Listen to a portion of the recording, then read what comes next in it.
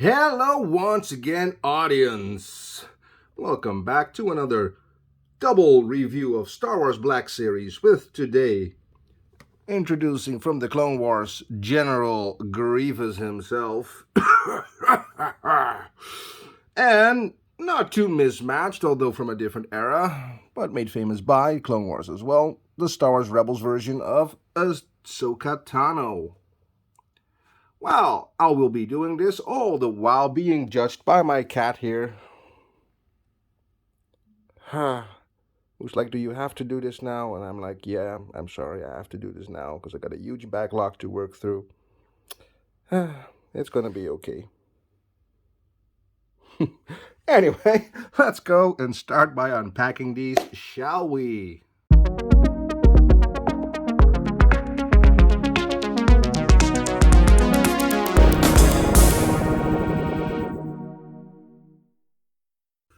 Now I know I just said let's start off by unpacking these, shall we? But let's just take a look at the box first, shall we? Because I'm getting ahead of myself once again. Anyway, as per usual, just the name of the character at the bottom there, the series where she is from. And you got just the Star Wars Black Series there at that top. Some nice side art right there. Not so much there, except a little bit of window. And of course, all the product information and a little bit of character backstory right there next to the same art on the side. Ahsoka Tano, a Togratu female, was the Padawan learner to Anakin Skywalker and a hero of the Clone Wars. Alongside Anakin, she grew from headstrong student into mature leader, but her destiny laid among a different path than the Jedi. And as for Grievous, we got the same old story here, except we get his little face there right in the corner. General Grievous, all that stuff. Star Wars Black Series, just so you know for sure. Just some red there on that side. Small open box there. Nothing real much there. Just your typical product information at the bottom there. It's a very typical box. Same art there in the big. All that warning stuff, etc., etc. And of course, General Grievous was a brilliant separatist military strategist and a feared Jedi hunter. Known for his ruthlessness and hacking cough, his body itself was a weapon, allowing him lightning-quick strikes and devastating blows. But he was also quick to run from a fight, a tactic that worked until one final meeting with Obi-Wan Kenobi. You know what both of these boxes are telling me? I really need to find myself an Obi-Wan Kenobi and an Anakin Skywalker. But that will be for our next time. For now, we will get these out of the boxes for real this time. And for starters, there we have Ahsoka Tano out of the box, and she does look absolutely fantastic. Now, as always, these Star Wars Black Series are not too heavy on accessories, so unlike with Lightning Collection or Marvel Legends, there's usually no extra hands, if there ever are extra hands. Never mind, like a different facial sculpt or whatever. For this one, she just comes with her lightsabers. Now we got both of her lightsabers. This hilt and the short one. This was for a very specific fighting style in Star Wars, but for the life of me, I can't remember what the name was. I have a little book on that. It's called The Jedi Path. It was mentioned in there. But yeah, there's a very specific reason why she has like a long and a short lightsaber, like even the blade. Like a certain for like attack and defense. There was a reason for that. Just in case anyone is wondering, like, why is it shorter? Oh, that's not focusing, of course. But it's a very nice light bluish color. And I'm guessing they do come off like they normally do with lightsabers. It's a little bit stuck, but yes, they do come off. Taking the figure there for a little close-up, of course. That, of course, means that her lightsaber accessories can both be, well, storaged away on her, I want to say belt, but it's like on the skirt, really.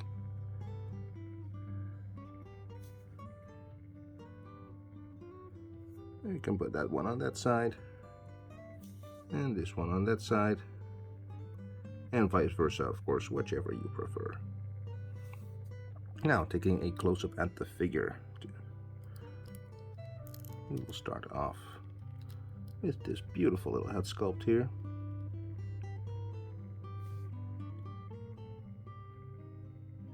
Now there's even like all the tiny little creases are molded into this, which I'm very happy with, because it really adds a lot of detail and depth to the figure.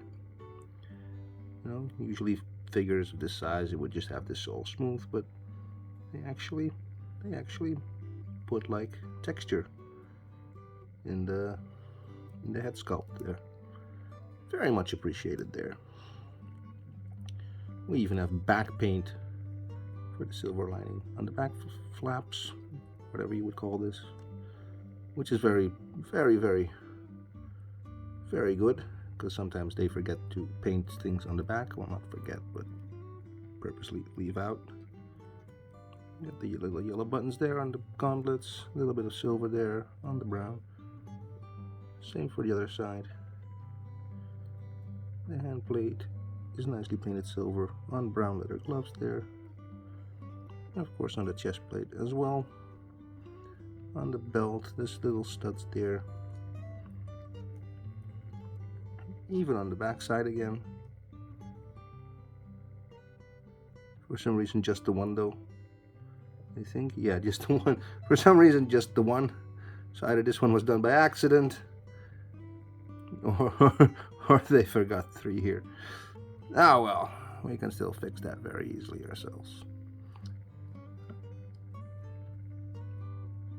I don't mind a little bit of missing paint, as I've said in previous reviews, because these figures are very affordable, you know, unlike, like if this was a figure from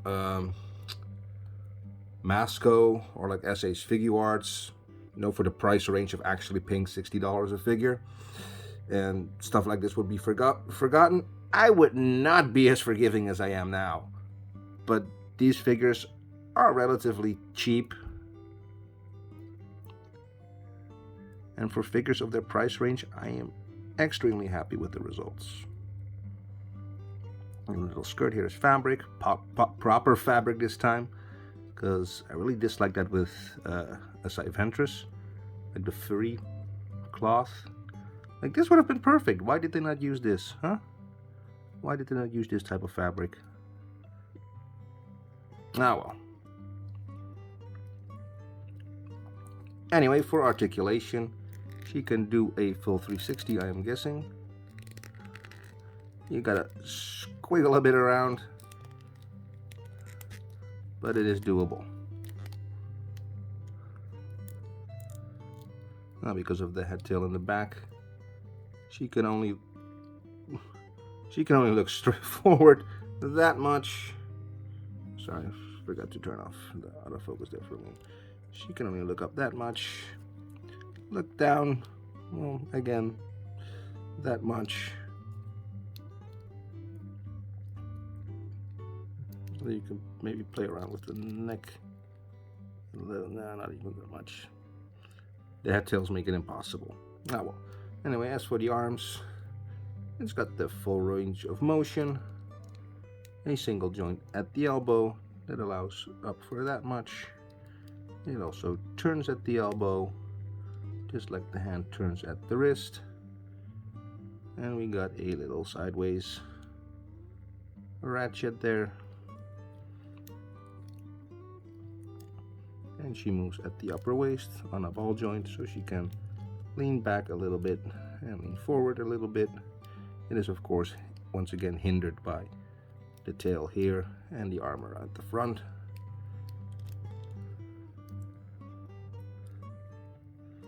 Now, this piece is once again also rubber, so that does get in the way of leg articulation. It will spread about this far before it could go further, but these provide like, how do you say that, resistance. So they will just end up getting pushed back. But to the front and back, we got all the room we need.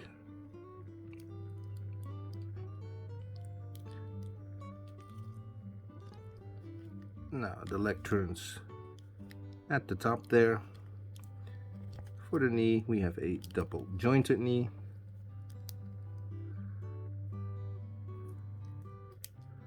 There's no turn at the knee here, or at the boot, but we do get a ankle pivot there, and of course the up and down, which of course once again I say in reverse. Up and down. There we have it, fixed.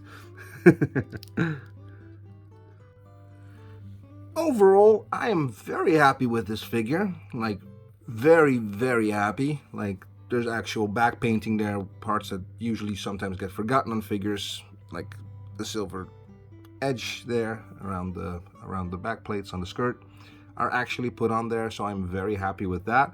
Overall, it's a very good quality figure. I got basically no complaints about the figure itself. If anything, my complaints would just be like, yeah, a single set of replacement hands would have been nice, you know? A little force push, a closed fist, something along those lines. That would have been really nice, because it's something you see a lot in the Lightning Collection figure, and even in the Marvel Legends one, the alternative hands, and that seems to be really lacking with Star Wars. So if you don't have them hold their weapons, they will always have their, well, hands looking like they're supposed to hold something. So it would be really nice if, like, for future releases, they would finally do something like that. Sadly, I seriously doubt it. But other than that, this figure is fantastic. Absolutely fantastic. Now, currently, this has no place in my collection whatsoever. She's all on her own, the only character from Rebels. But I'm pretty sure it won't be too long until I will find the rest of the team, so Volcrum can be reunited with the gang from Star Wars Rebels. Anyway, let us move on to other characters.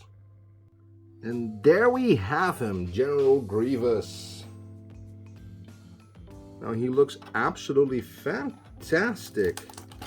Like, really great. And just right out of the box, the first thing I am incredibly happy with is the fact that his cape is entirely cloth.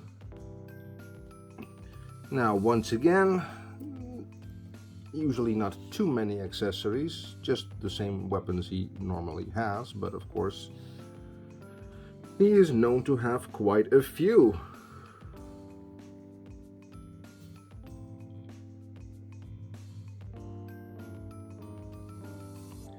Here we have this set of lightsabers. Now, some of these look very familiar.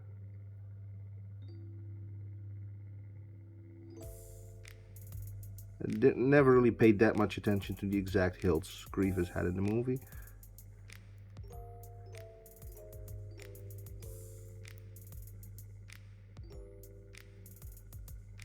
On first glance, I'm thinking they will probably be fairly screen accurate to that.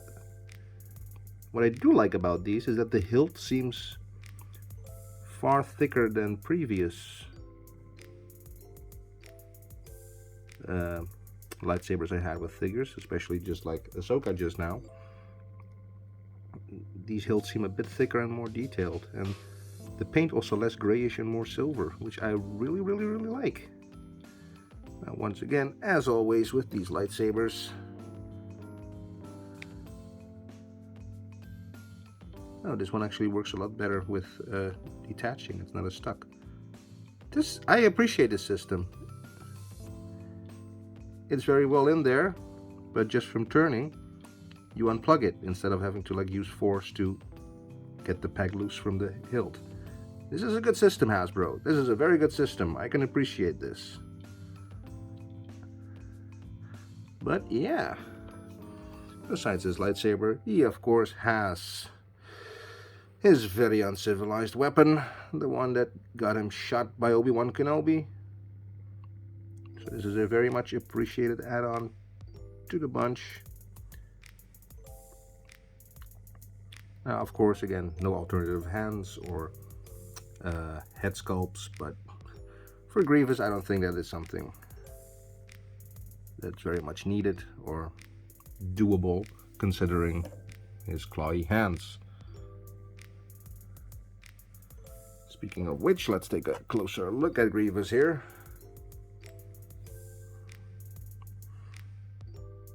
He has a very excellent head sculpt there with paint too along the eyes. We have the yellow eyes with the cat-like stripe in there, the skin tone around them, the bone-colored mask, some dirt and grime on there, some scratches, very nicely sculpted. You have all the detail in there. Got, of course, the cloth cape, of which I am extremely happy. And we have space inside his cape for the lightsaber hilts. That is incredible. I did not expect this. Oh my god. You know, I have to say, when it comes with Black Series with lack of accessories compared to Marvel Legends or Power Rangers Lightning Collection, I do feel like the Star Wars figures get more attention on paint jobs and all that. I'm not saying there are hits and misses, of course, but overall, let's just get this cape out of the way there. You can't undo the cape, it's just sewn together, but you can easily just move it on and off over his head. But I love that very much. So when you plug out a lightsaber, you can just have the hilt in there if you want to. That is very, very, very cool. Anyway, we have like the coloring continuing on the chest plate. He's cleaner at the bottom there. The back does have some molded scratches here and there and some indents along the edge there, as well as here. We do have some silver at the inner body parts and everything.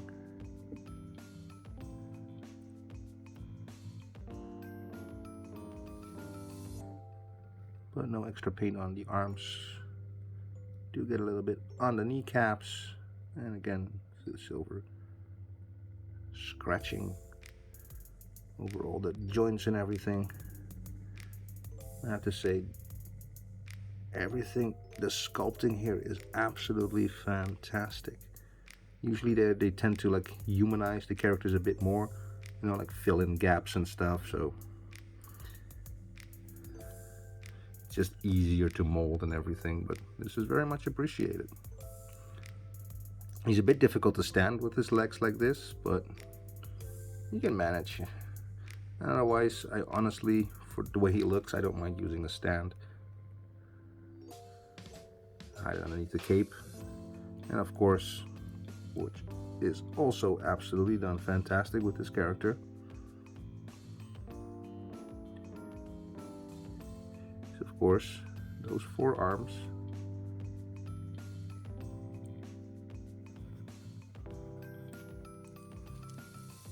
I'll see if I can manage to do this in front of the camera. You can plug this back into each other.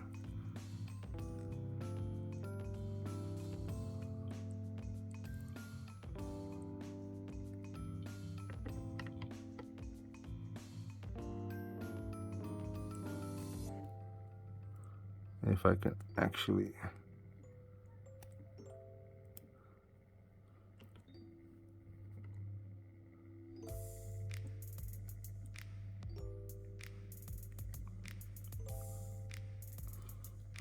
there. It's a bit tricky to do in front of the camera, but I managed there. But then he has just his single arm, which is still articulated. I got two ratchets right there, a little bit ball jointy ratchets. No, just, but they turn at the, oh sorry, there they turn at the pin here, so they can turn with the arm, so he actually keeps his elbow joint. And continuing on from there, he has some neck articulation there, and as well as at the head, which can do a full turn. This cannot turn around, but it does give him a good range of up and down, so he can look down that far, or he can look up that far. Now he has the full range here at the arm. They double single joint there, which of course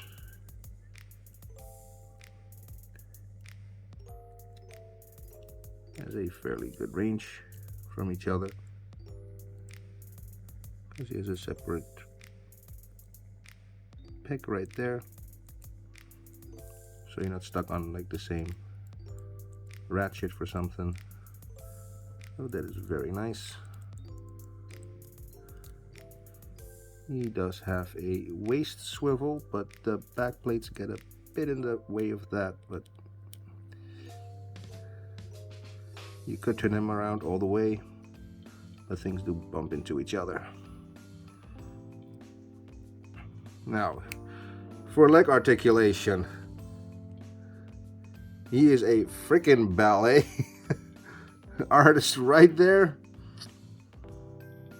This is the most motion I've ever seen in any figure. You could probably have him do like the, what was it again with Obi-Wan Kenobi, where he just like rolls away like that for a bit. Like crawl like a spider.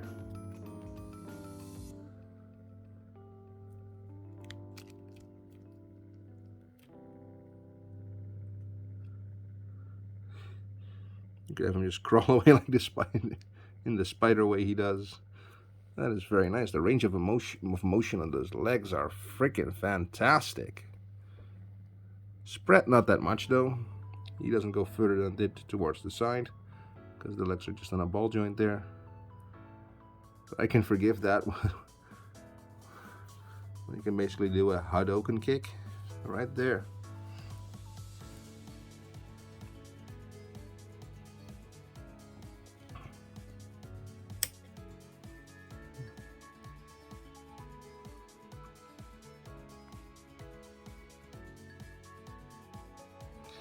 Now, he has a double jointed knee there as well.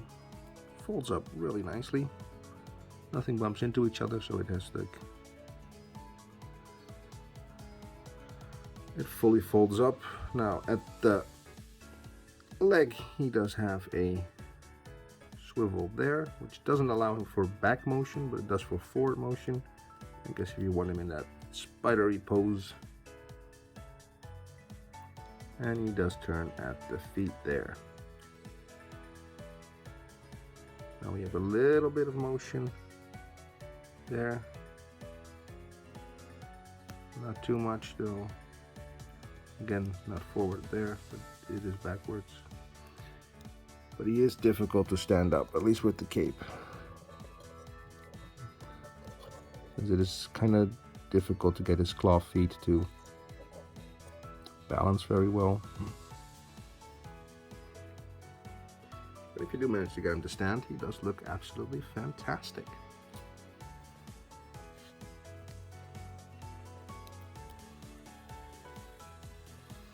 Well, let's just get him posed up, shall we?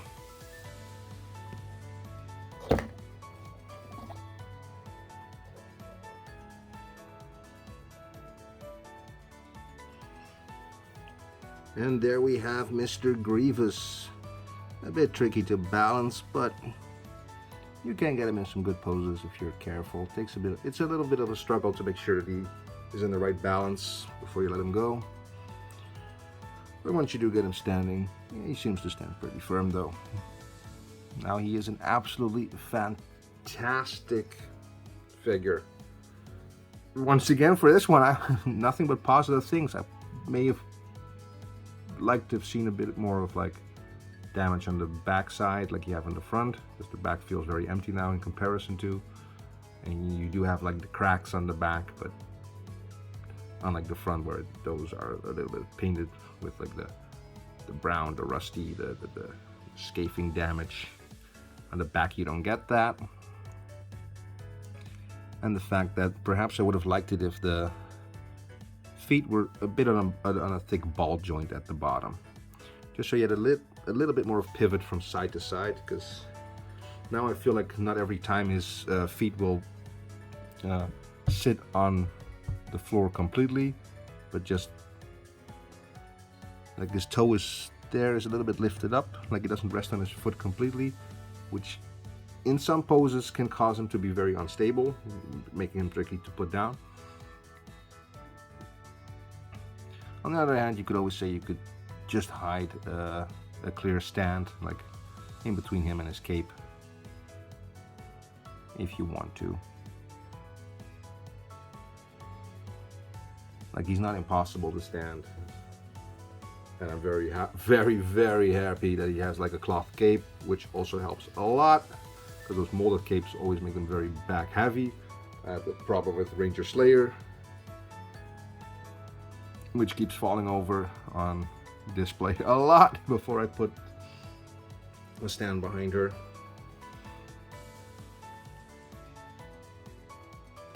And Grievous wins. Oh, funny. For the character that has the most problems balancing, I would have figured he would be the one to get knocked over. Anyway, just for a comparison with each other, so you can get a bit of an idea on size difference and everything. Grievous, of course, is the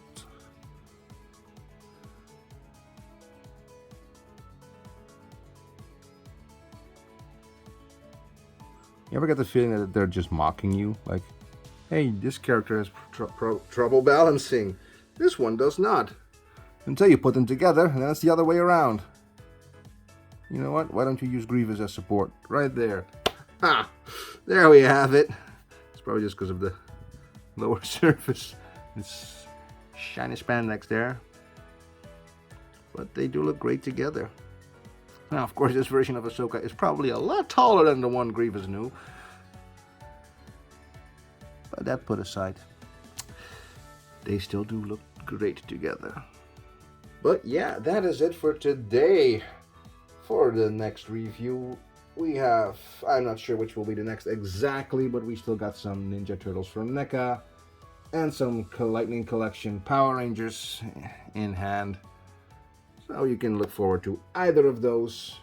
And if you are, please consider subscribing, leave a like, it would really help me out, and comment down below. I would love to chat with all you guys.